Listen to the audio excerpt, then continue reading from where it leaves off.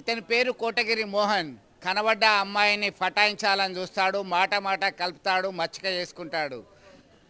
దానికి సంబంధించినటువంటి సాక్ష్యాధారాలు దగ్గర పెట్టుకుంటాడు. ఎప్పుడు పడితే అప్పుడు పిలుస్తుంటాడు. కాదు పొమ్మంటే బ్లాక్మెయిల్ చేస్తా అని సతాయిస్తుంటాడు. కరెక్ట్గా ఇట్లాంటి కేసే జగిత్యాల్లో మనకి ఆధారం లభిస్తుంది. దీనిలో అతని బాధ భరించలేక పోలీసులను ఆశ్రయించింది. ఇతను మీడియాను పొలిటీషియన్స్ సైతం బ్లాక్మెయిల్ చేసిన ఉదంతాలు ఎన్నో ఉన్నాయి. అతన్ని కాస్త అదుపులోకి తీసుకొని పోలీస్ మార్క్ ట్రీట్మెంట్ ఇచ్చారు, కటకటాల వెనక్కి పంపారు. కోటగిరి మోహన్ గత జనవరిలో జగిత్యాల్లో జరుగుతున్నటువంటి ఎగ్జిబిషన్లో ఆ అమ్మాయితో మాట కలిపారు. ఆ మాయ మాటలు నమ్మినటువంటి ఆ యువత అతనికి కాస్త సన్నిహిత సంబంధాలు పెట్టుకుంది. ఆ తర్వాత పదే పదే వేధింపులకి పాల్పడ్డాడు. బాధ భరించలేక పోలీసులను ఆశ్రయించి తనకు న్యాయం చేయాలని వేడుకుంటుంది.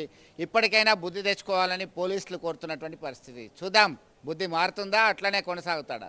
జగిత్యాల జిల్లాలోని ఒక మహిళ గత జనవరి నెలలో ఎగ్జిబిషన్లో పనిచేస్తున్న సమయంలో అక్కడ కోటగిరి మోహన్ అనే వ్యక్తి ఆమెను పరిచయం చేసుకున్నాడని, ఆమెతో సన్నిహితంగా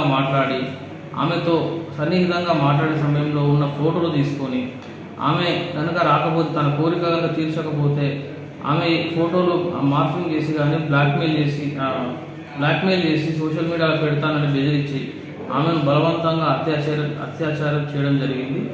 దానిపైన ఆమె ఒక పిటిషన్ ప్రకారం కేసు నమోదు చేసి పూర్తి విచారణ మా ఎవరో సిఐ గారు ఎస్ వేణుగోపాల్ సార్ గారు పూర్తిగా విచారణ చేసి నిన్న మన కోటగిరి మోహన్ గారిని అరెస్ట్ చేసి జైలుకు తరలించడం జరిగింది.